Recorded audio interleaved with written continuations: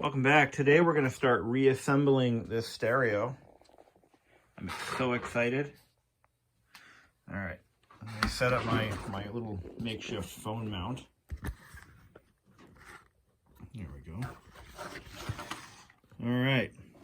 So in case you're wondering, if you're new here, this is a continuation of a long series of restoring a Kenwood Pioneer, the optional high-end stereo for the mid or early 90s to mid 90s Mazda Miata. So here we are. So I painted these with a silver paint.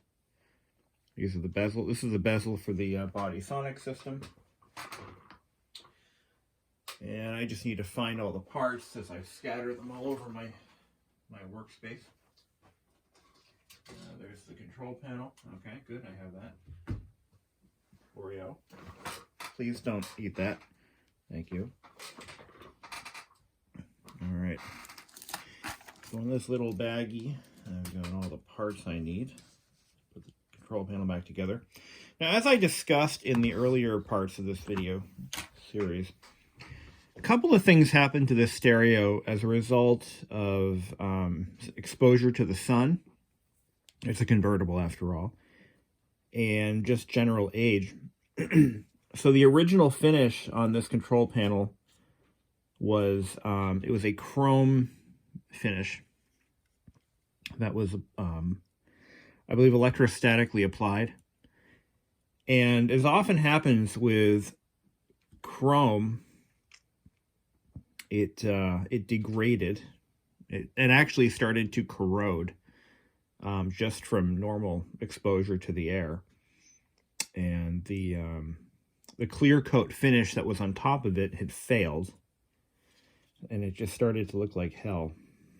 And that's just unfortunate. There is one blemish in the plastic right here. I could try to sand this down one more time, but it'll probably cause the finish to fail. I'm really thinking about doing that, actually, come to think of it. I think, why don't we do this? Why don't we put this one aside for now? I want to fix that because I know I can fix that. I think what I'm going to do is I'm going to remask off this guy right here, and I'm going to give this another recoat. I can get rid of this blemish easily. So let's just table this one for now, and I'll think about that later on. So I'm going to do that. Why don't we do the main control panel for the main unit? It didn't come out perfect, but the phrase "good enough for government work" has been thrown around. It is a lot nicer than it looked before, 100%. And that the only real issue is this guy right here. I tried to remove it. That was a mistake. It's been on there too long, and even with a little bit of heat, removing it is just not an option. So, I mean, I did what I could, and I may have done too much. I think what I'm going to do is I'm going to clean that up a little bit. I can't use rubbing alcohol, though, because rubbing alcohol will damage the finish. And I just noticed a fingerprint that wasn't there before. You can rub that out. Yeah, I can rub that off. This paint is completely cured. Well, it is, but it's not. Here, let me go grab a cloth. Hold on. All right, it's been a day, 2 days actually, since I painted this. And what I'm finding is the paint isn't quite dry yet. It's still soft, so it has some time to mature. And this part here, same deal. It just has to cure. This is nowhere near dry. It's dry to the touch, but it's only been curing for about a day. So what we're going to do is we're going to have to wait this one out a little bit longer. I might have to give it about a week at least to fully cure. Yeah, I know. buddy? What are you doing? So we're gonna give it about a week, because I noticed if I touch it and I hold my finger, like if I pick it up, my fingerprint stays in the finish. But I was able to rub the finish out with my finger to remove the fingerprints. There's a few spots where we can do that, and it doesn't seem to harm the finish at all. Like right here, got my finger, put my finger down on that right there, and I'm gonna go like this, and we can work the fingerprints out. And then once this is fully cured, maybe we'll give it a coat of wax or something. But not too bad looking. Not too bad looking at all. Welcome back, everyone. So this is the faceplate for our 1994 Mazda sensory sound system that came out of my 94 Miata. And we're doing a little bit of work on the paint job that I did. And here in the background, I've got a buffing wheel running on my drill press. So what we're doing is we're taking the paint that's already given several days to cure, and we're giving it a nice buff job to get out any rough spots in the paint. And this is working pretty well. So I'm just giving it a light dry buff. There's nothing on that buffing wheel at all. Just kind of dry buffing over some rough areas, and over the whole thing, give it a nice uniform appearance. Just like that. Very gentle, no pressure. Just enough to smooth out the paint. And the end result is, wow, not bad. Even some of the imperfections I thought I was going to have to start all over, strip and paint again, have come out. And I'm running it at its lowest speed, by the way. This is a new wheel, so it's got fur everywhere. So that was a brand new wheel, dry, no compound, just give it a quick once over. And what that's doing is it's making the finish a more uniform, and it's glossing it up a little bit. I don't intend on clear coating this, but I am working on developing a way to recreate the Pioneer logo and the compact disc logo that's going to go right here. I'm going to just lay it out, and I'm going to design the logo first using Adobe Photoshop 6, because that's all I got. And I'm going to lay it out, save it as a JPEG, and I'm going to use, I'm going to try to use decal paper, and I'm going to practice applying it to something, and we'll see how that goes. So I ordered some decal paper, and I've also ordered some labels, address labels.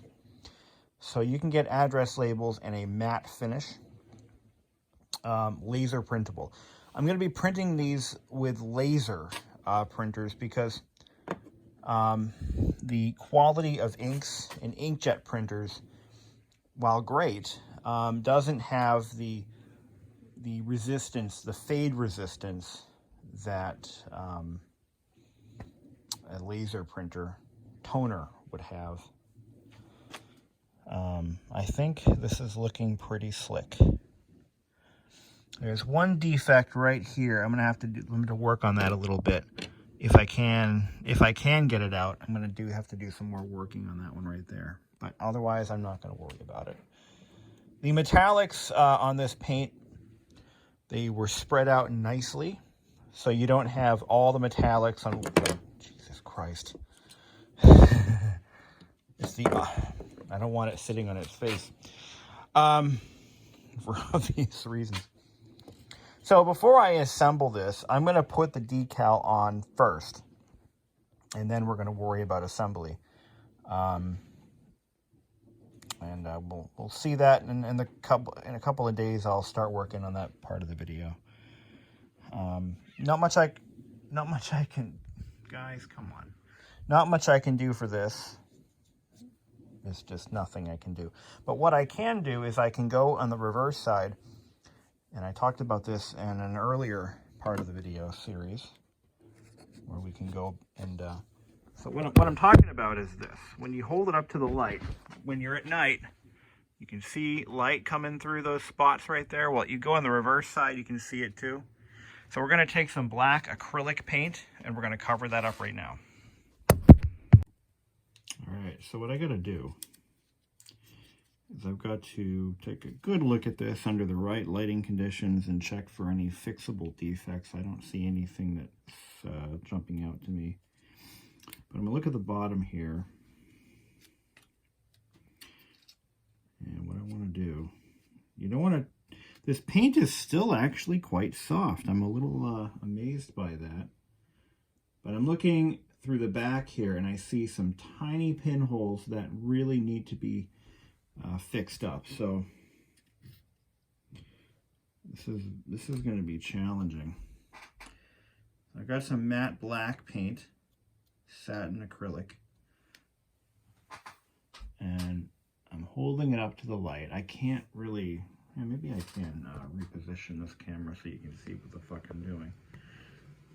So let's see here. I just got paint on my hand.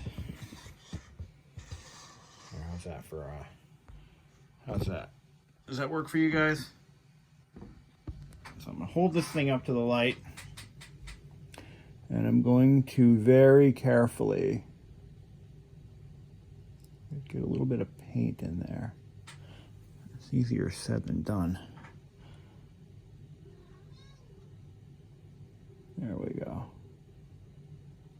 There we go. There we are.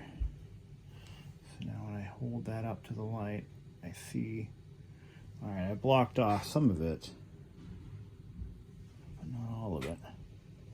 It's a delicate process because you don't want to get the areas that light is supposed to shine through. Well, that would be stupid, wouldn't it? There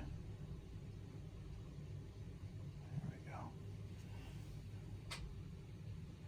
We're getting there. So after the K in clock, and this paint should last indefinitely once it's dried. This is the wrong brush. I got to get a better brush. This brush isn't going to do the trick. It's too thick. It's just too thick of a brush. All right, I got a much thinner. This is a sable brush, which probably means something, but I think that's a kind of horse. I don't know. Anyway, so you have this sable brush, whatever the fuck that is, and we're gonna gently, just gingerly, ever so carefully, just tamp the paint right in that spot.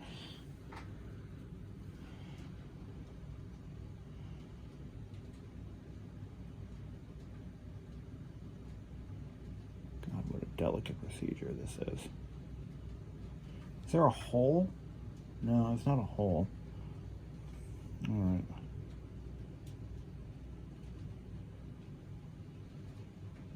There we go. All right, so I fixed the area by the clock K.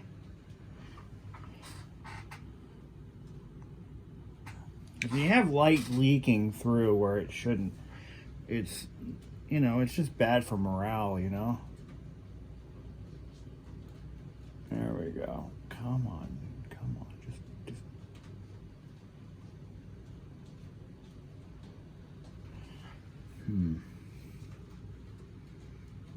Looks like it's resisting the paint.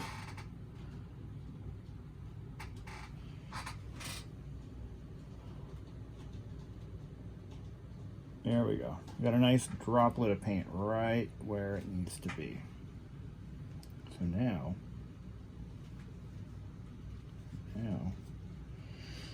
when you look,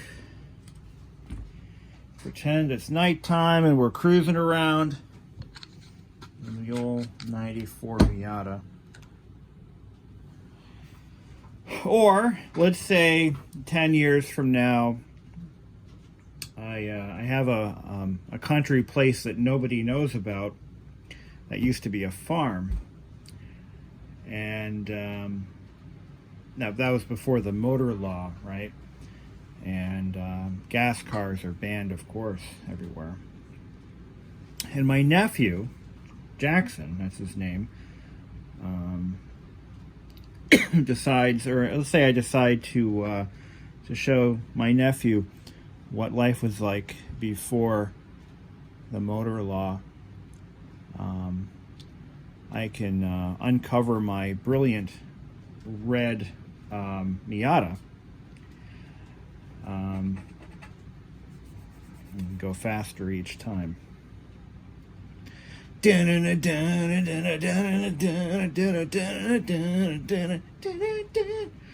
Anyway, look at that. Oh, beautiful. Can you see that? You know, people spend thousands and thousands of dollars restoring antique cars, only to throw in a Chinese-made MP3 player / Bluetooth receiver. And that always bothered me, because all of these radios are indeed fixable. They are fixable, and you just have to make that leap, you know. So I just found that there's a little hole under the O in clock, so I patched that now. You might be wondering, well, okay, you're putting all this effort into the stereo. What about the climate controls? Oh, that's coming. I'm going to order a replacement climate control bezel, which will replace the sun-damaged. It's basically the same material that you see here. And I'm going to replace that. You can still buy them. I'm going to do it. I'm going to make this car like new if it kills me. And it probably will kill me. So we're going to let that dry. I don't have to worry about that now. It's done. And we're going to sit that aside. And then I'm going to give it about a week or so, maybe next weekend. I'm going to work on replicating with decal paper first. I'm going to try the Pioneer logo, and we're going to fix that up. I can't wait. This thing is going to be really... This will be one of the nicest examples of a sensory sound system still in operation, still functioning. And that is what excites me. So stay tuned for that next leg of our journey. So here's the process I'm going through for recreating the logo.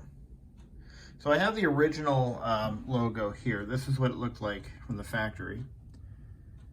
And I've got the faceplate here, and I am trying to measure out the actual... I should have done this first. I completely spaced it. I just started working, and then I realized, oh crap, how am I going to go back and do this? So anyway, so here's the original. Here's the faceplate, and I'm measuring it with this ruler. This is not the best ruler. This is an architect ruler, but whatever. I'm gonna run what I brung. And I'm using freely available artwork to recreate the logo in GIMP because Adobe sucks. So that's what I got. I didn't copy anything. I just recreated it from scratch. And I think what I'm gonna do is I'm gonna leave it maybe not. You know what I could do? Because it's all the same color here. I could, in theory, flatten the image and then change the color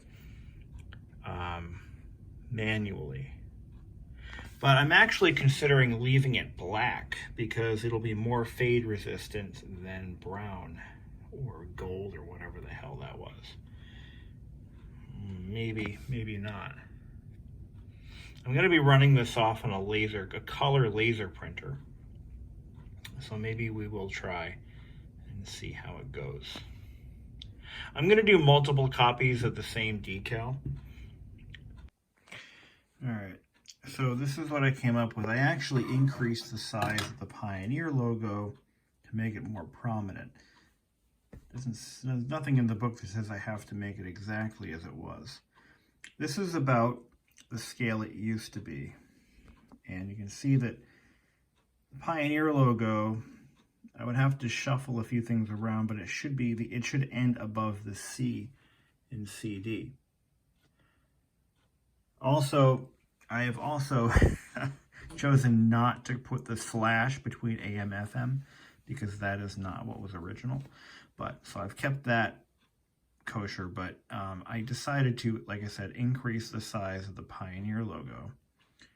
And it looks like the compact disc logo should begin right about here. So we're going to have to stretch this out a little bit. Now, getting this all scaled right is going to be a little challenging, but I'm going to try a few more things before I call it final. The height of the logo looks like it would have been around 1/2 inch, and that's exactly how big this is. No, I'm sorry, not 1/2 inch, about 1/4 inch, give or take. So if I grab my ruler here, and yeah, so that's about a little more than 1/4 inch. All right, so I found another problem. The compact disc logo has some dirtiness to it. It's supposed to be a clear background image. So I downloaded a new version, and this is what we got. Nice clean image. Change the spacing, so the AM/FM cassette text is a little bit further down. The CD audio logo should basically line up with the bottom of the text and the top of the Pioneer logo. I think that's going to do the job. So we went from this to this. I'm sorry, from that to this to this. Or, no, wait.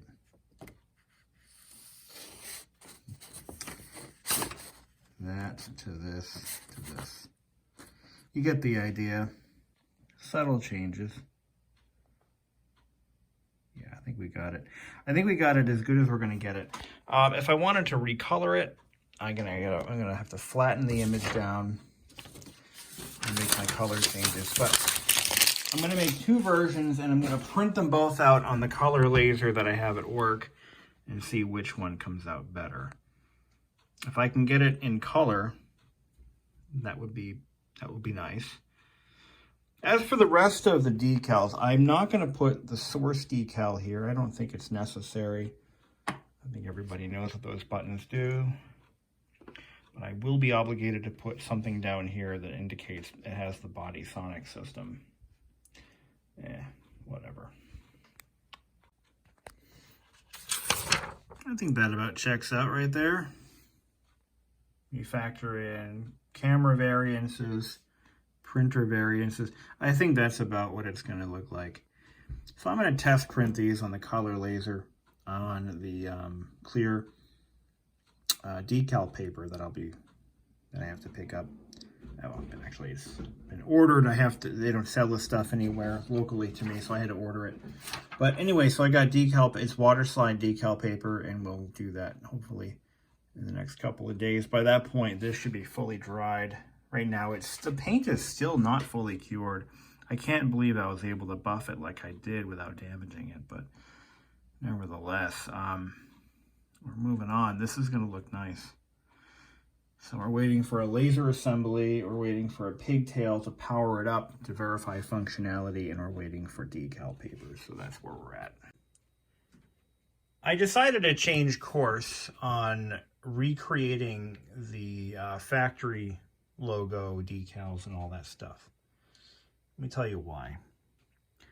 So there are 2 ways for me to do this. One of them involves using a commercially available product, a decal paper, if you will, water slide decals.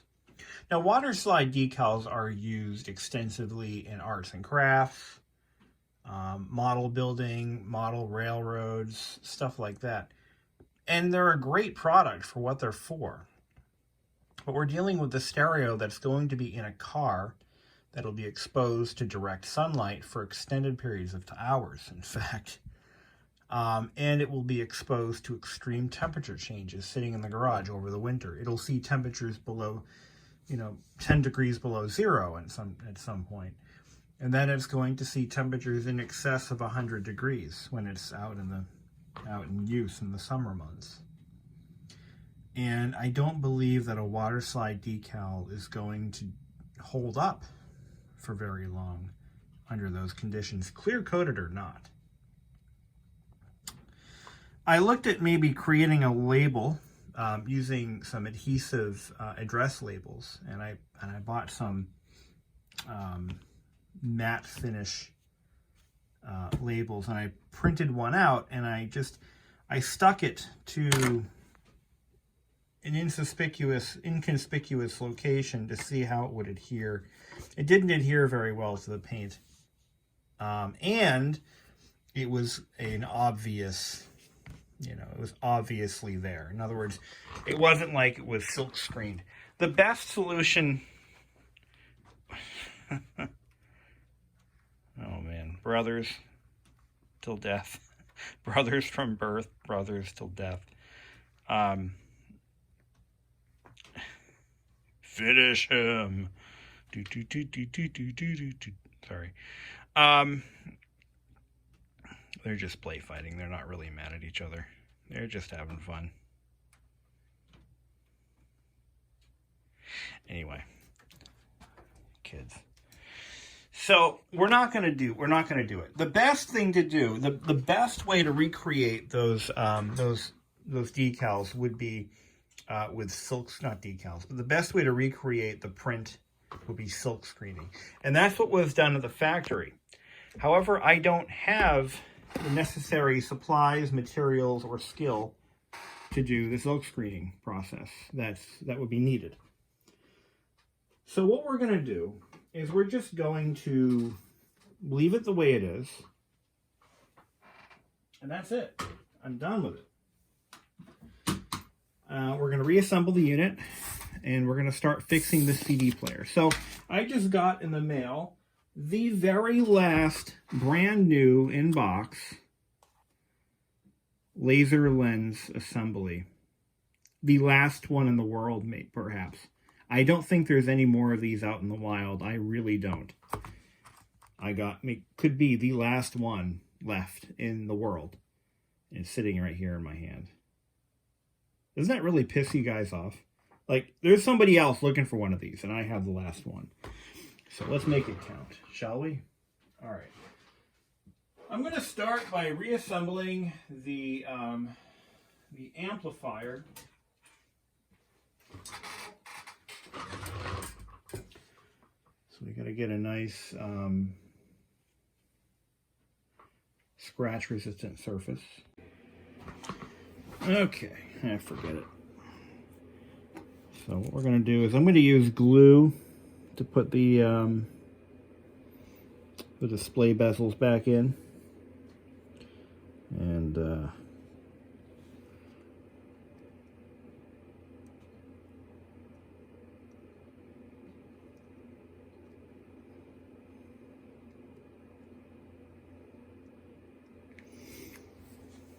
originally they were held in place by melting the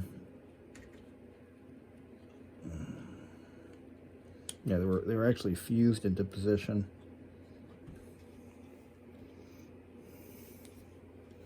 Just make sure it's nice and straight and lined up correctly,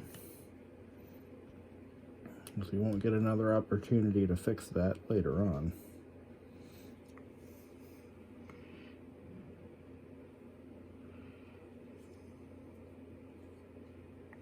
Oh, you son of a bitch.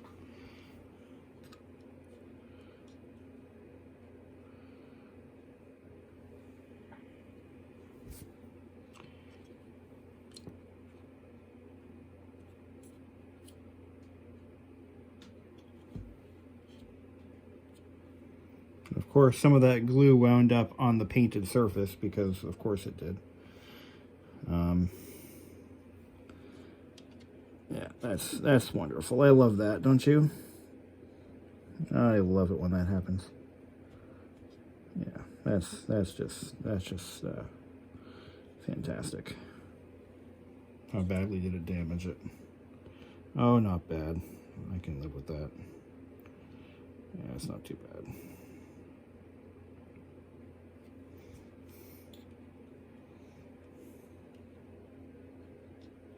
You just have to hold this down while it fuses. So what I'm going to do is I'm going to use my soldering iron and just lightly tack this in place.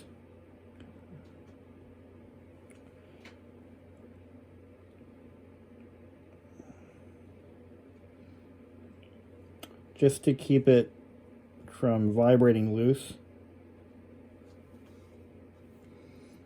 as the glue ages. You know, that's all. Just a little bit of love tack. That's all. A love tack, baby, love tack. Love tack.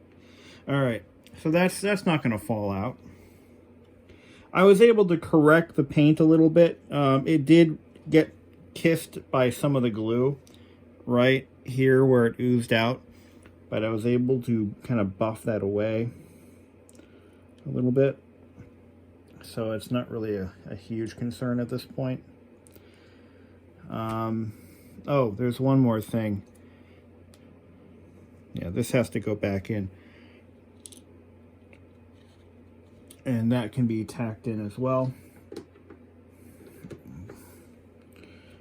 And that's the indicator for automatic level control. So I'm going to warm my iron up a little bit. And we'll just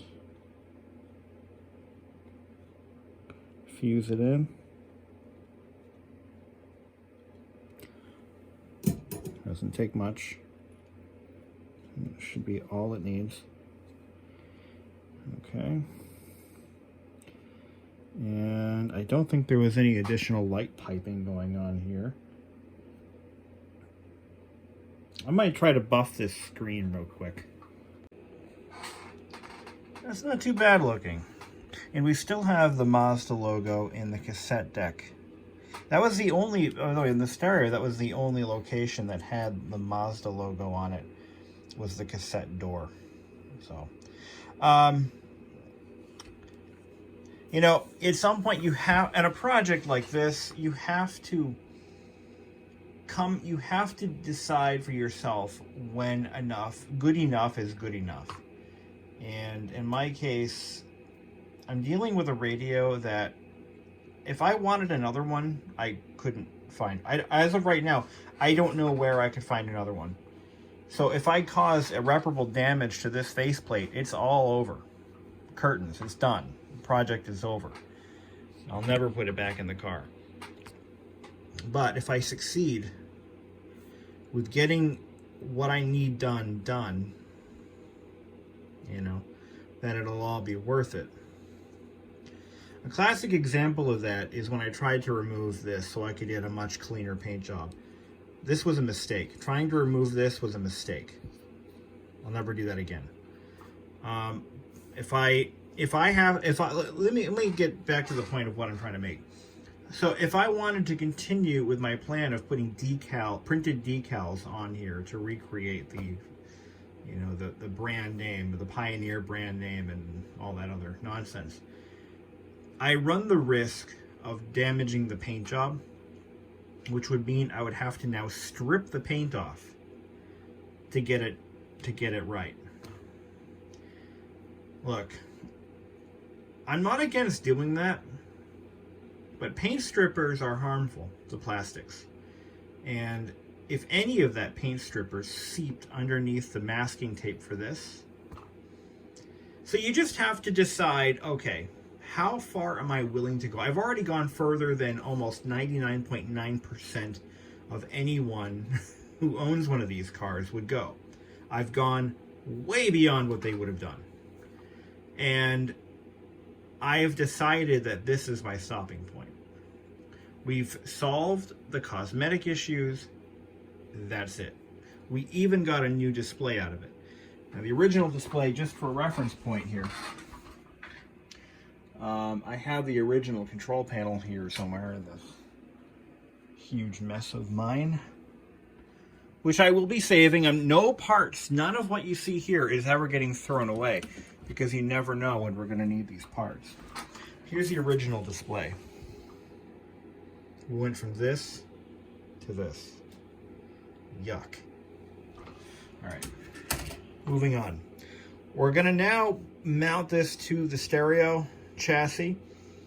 And before I do that, I want to power up the head unit, and we're going to do some testing. I'm going to see how the CD player currently sounds, and then we're going to try to, before I go and replace the laser assembly, I want to see if bumping up the power on the lens actually does anything. So let's do that.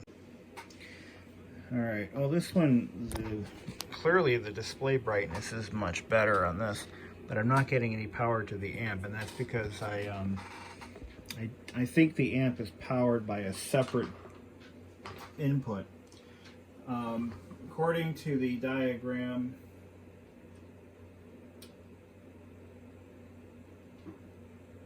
I'm looking at the diagram here, and it's combination accessory. I really don't know. I really don't know if it's getting power from another source, but I should. Oh, the cassette player is working. That's what I'm hearing. So that works. Yeah, this one has a functioning cassette deck, which is cool.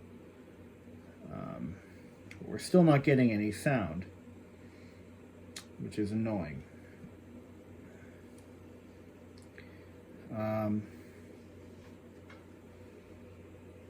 Well, it's more than annoying. It's downright infuriating.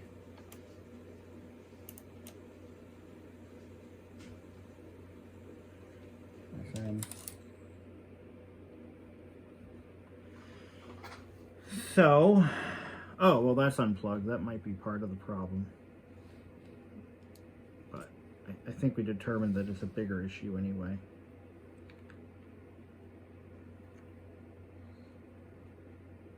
But even with the body sonic system connected, I should still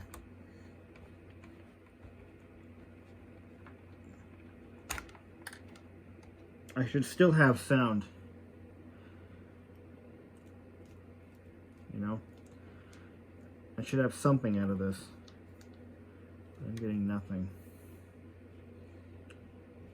Dimmer. Oh, these are labeled mute, dimmer, phone mute, amplifier power, and I know this one's blue is almost always antenna, but can also be used in some cases to power an accessory.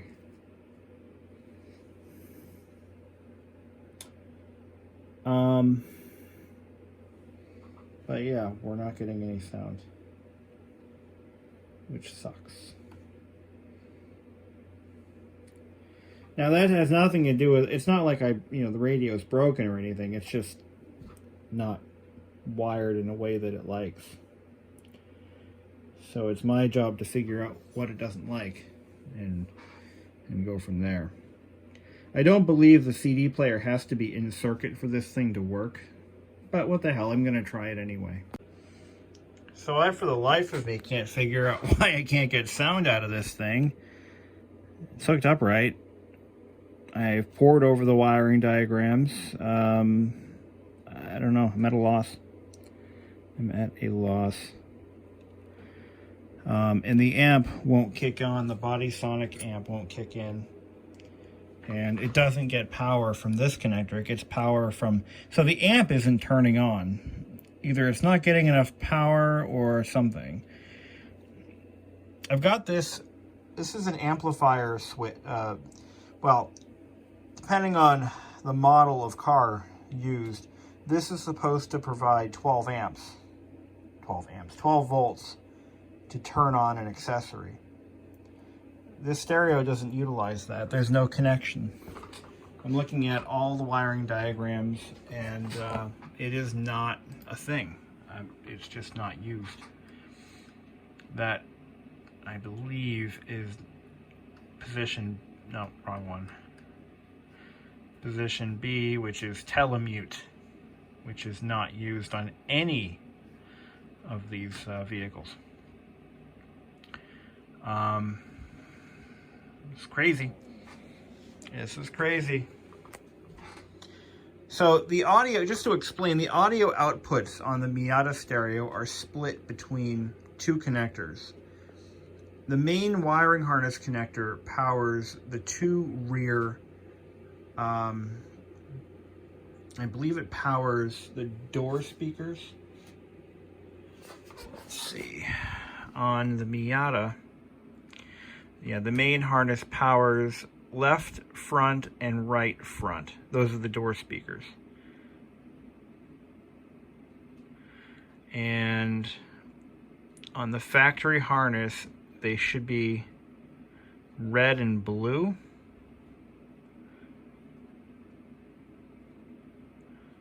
Red with a blue stripe. So right front, red with a blue stripe. Blue with a white stripe. Interesting. But this one, this doesn't use the factory harness colors. That's the difference. So the colors aren't going to match, but the positions will. So position, so for right front, left front. Let's try right front positive and negative. That's positions M and N. That's on the, so there's a block. Yeah, M and N. And we're using positions K and L.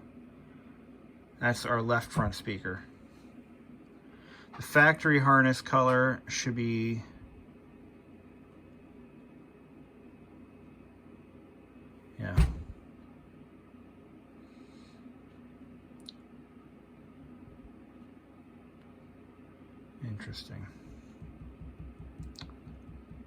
Interesting.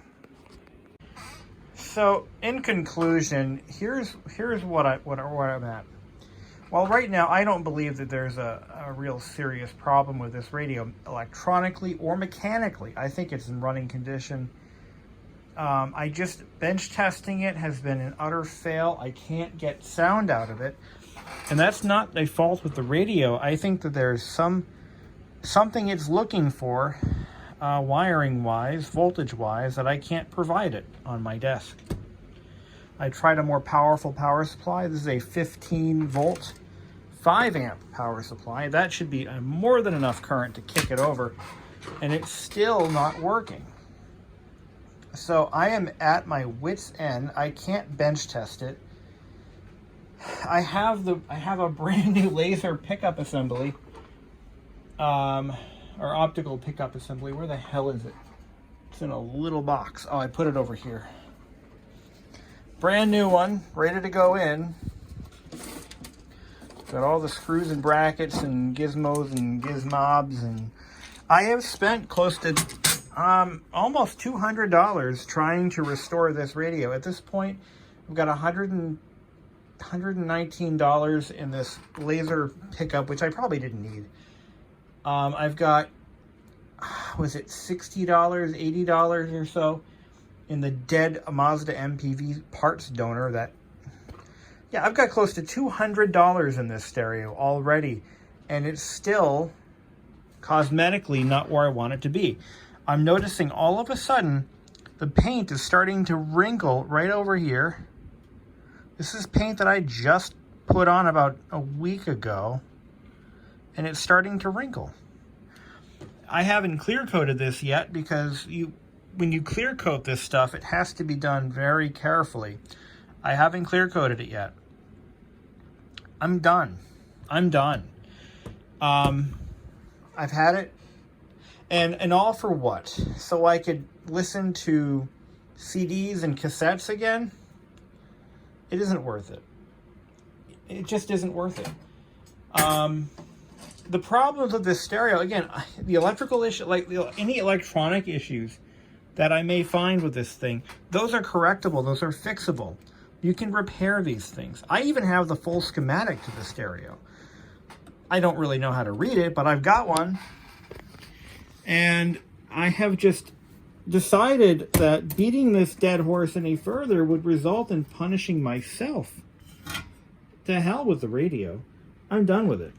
I'm not, that having been said, I'm not getting rid of this. It's not for sale. I'm not giving it away. I'm not trading a moped for it. So don't even. Not going to happen. If you want this thing, well, too bad. I know plenty of people. Well, I don't personally know plenty of people, but I know there are plenty of people who would love to get one of these in their hands.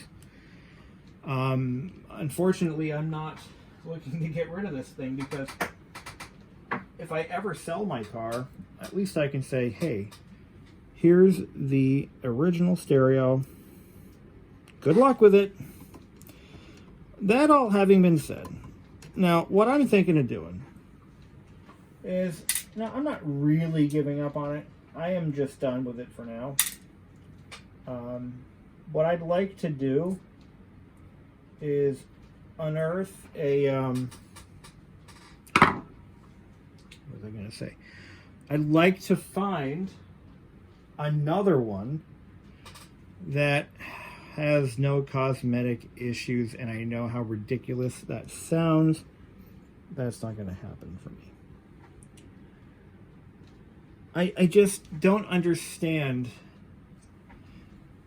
why they had to make this stupid thing silver, because if they didn't do that in the first place, we really wouldn't be here, would we? No, we wouldn't. I wouldn't have had to go this far. I wouldn't have had to do any of this work. Or at least the cosmetic stuff. But yeah, I'm over $200 of my hard-earned money wasted. Just wasted on this thing. And it's just absurd. It's absurd. It's bad on me, but I can do these things. I can financially afford to make these mistakes and not, you know, and not go hungry. But for those of you watching who can't do that, look, there are better things in life than trying to restore obsolete stereo equipment. I'm just not sure what those things are. No, seriously, it's a labor of love, and I guess you could put it that way. That I won't be doing again. I assure you that. We're just going to put it back together again. We're going to put it back on the shelf where it belongs, and we're going to never speak of this event again. But yeah, it is a running unit. I know it is a running unit because I've heard it play. I just can't seem to find a way to bench test it, reliably or otherwise. And I can't find a screw that fits this hole. Seriously?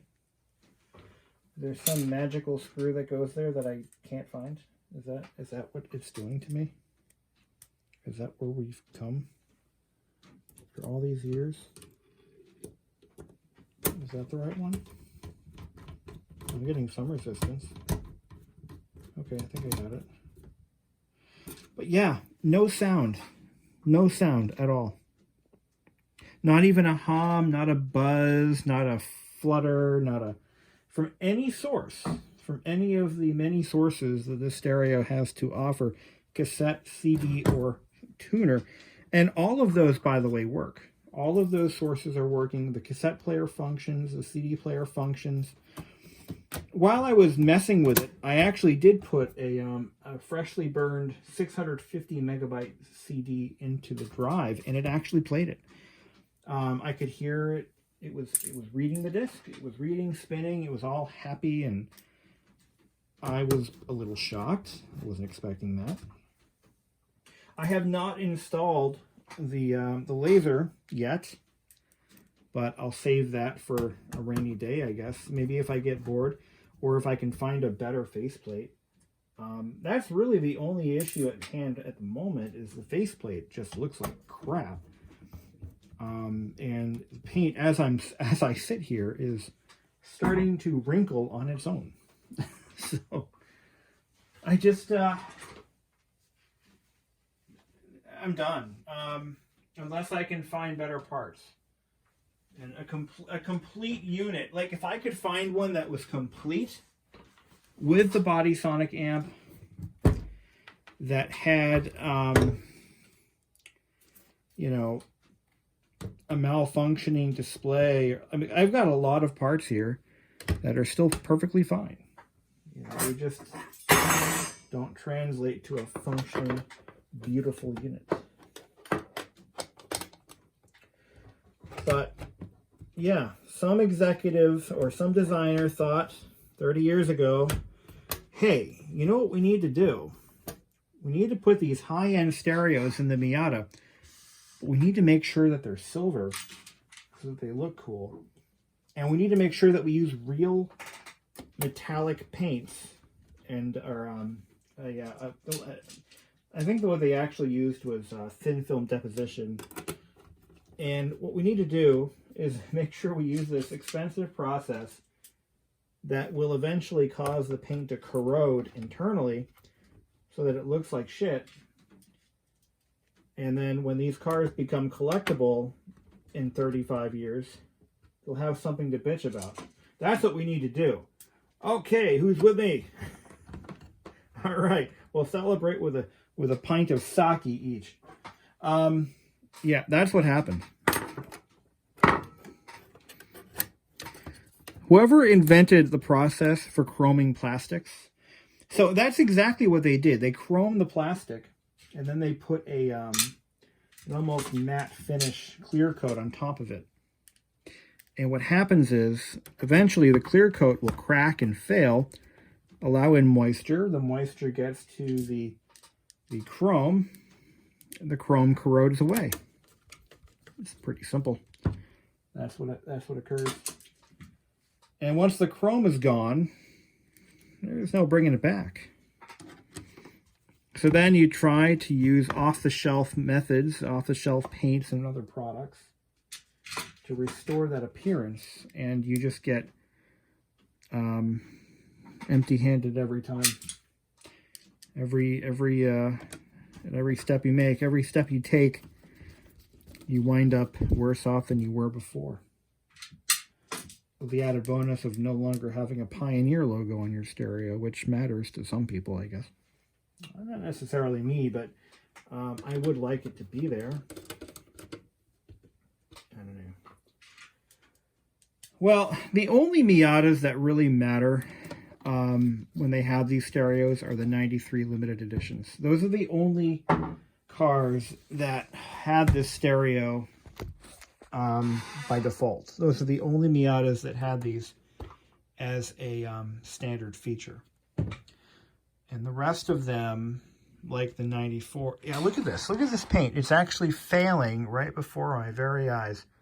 And that's after a lot of time curing. And that just started. That just started today. I don't know. I don't know. So, you know what? We're going to go to... We're going to put this stereo on hold for now. And maybe someday down the road, I'll have the nerve to go back to it and try to mess with it some more.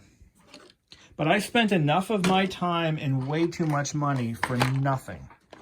You guys saw this coming. I mean, I had a few viewers who say that, you know, this was going to be a money pit project, and I'm like, you know, I think you're right. Yeah, you were right. You know who you are. You know who you are. Yeah, you scamp. Anyway, actually, I think the flag goes down like that. Yeah, it sounds about right. And then this is our volume knob. Now, the volume knob was also repainted. And I know that's not going to last, but it looks nice for now. Yeah, it looks all right. And then you got this guy. That goes down here.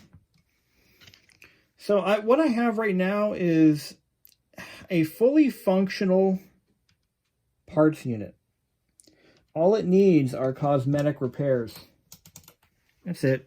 And that cosmetic repairs will have to involve an entire faceplate transplant.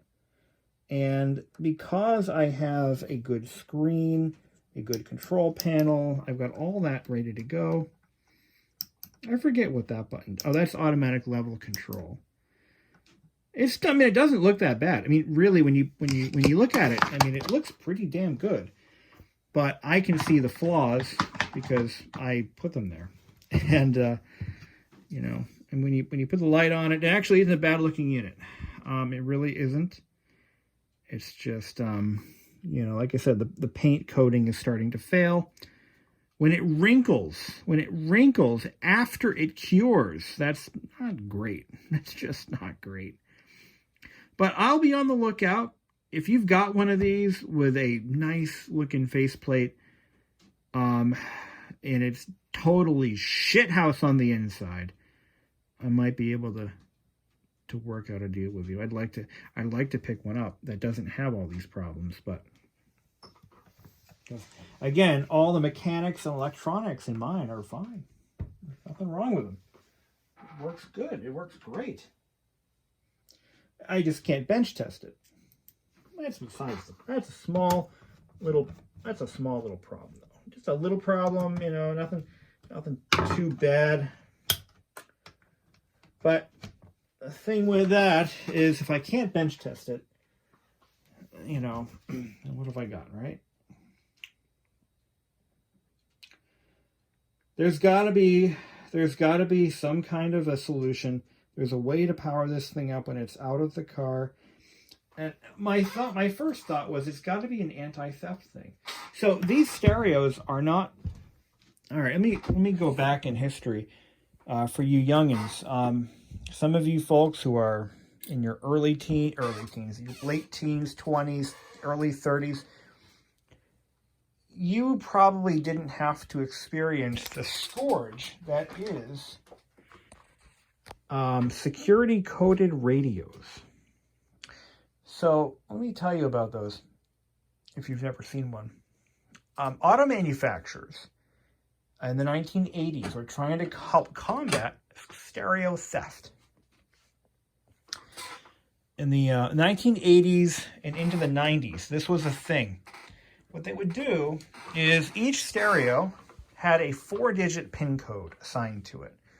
That 4-digit PIN code would have to be entered from from the numerical keypad, if it had one,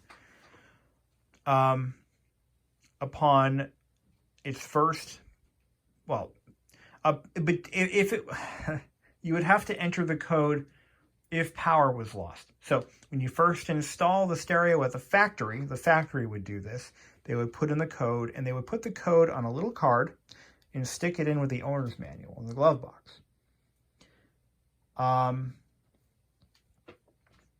If the battery was replaced or went dead, let's say your battery goes dead in the middle of the winter, you recharge it, you've got to turn the stereo on, it'll say code right on the display. It'll just read it out, code.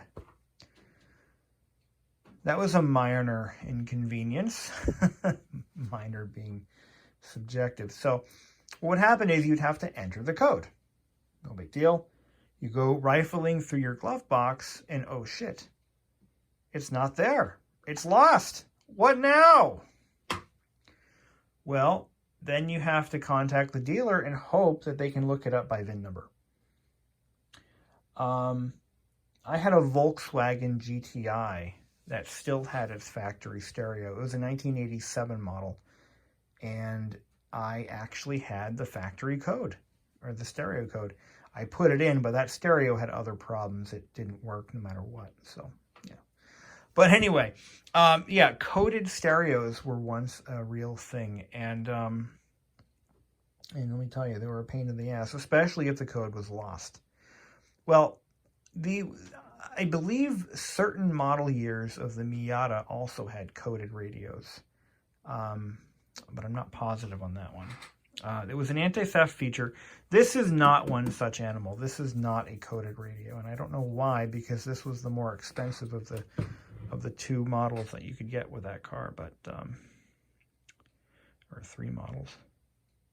Really is a good looking stereo. I just wish I could cosmetically fix this mess. I think I need another faceplate, but I'll be spending the next couple of years trying to track one down, and when I do, that's when I'm going to put this in. Let's take a good look at that new part, by the way. While we're pouting, we're going to take a good look at this piece and see. So it looks like it's just a drop-in replacement. It shouldn't be very... I'm not going to open the bag if it's sealed. It's not sealed, so I can open it. So let's take a look at this thing here. This is a brand spanking new laser. And it looks like the potentiometer is right there. That's the potentiometer for adjusting laser power. Brand new part.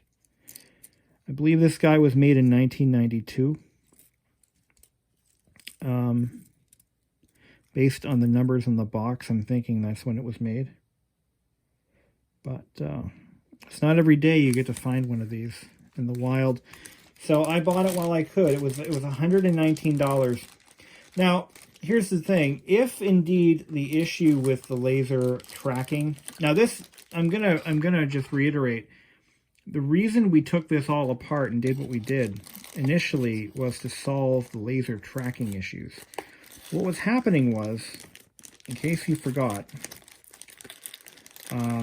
what it would do is it would begin. You would put a perfectly good CD in the CD player deck, and it would play fine for a little while, and all of a sudden it would start to skip randomly, with or without the car being in motion.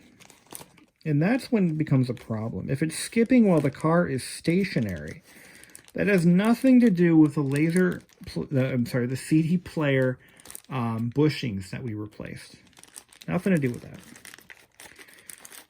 So we had two problems. We had the bushings. Now the bushings would cause it to skip excessively when the car was in motion. And that was definitely a problem. That wasn't good. So I'm glad I was able to fix that. And that problem solved. But now this stupid laser assembly will not fit in the box in which it came. It just doesn't fit at all. You've got to be kidding me. How does that even happen? Whatever. Close enough. Anyway, we're gonna store this from now on inside the house, where it will not be subject to harsh weather and temperature changes. And then, hey, maybe in a couple of years I'll have some more motivation and we'll try to solve all this little cosmetic bullshit. And I thank you all once again for watching my video. Please stay sober and have a great day.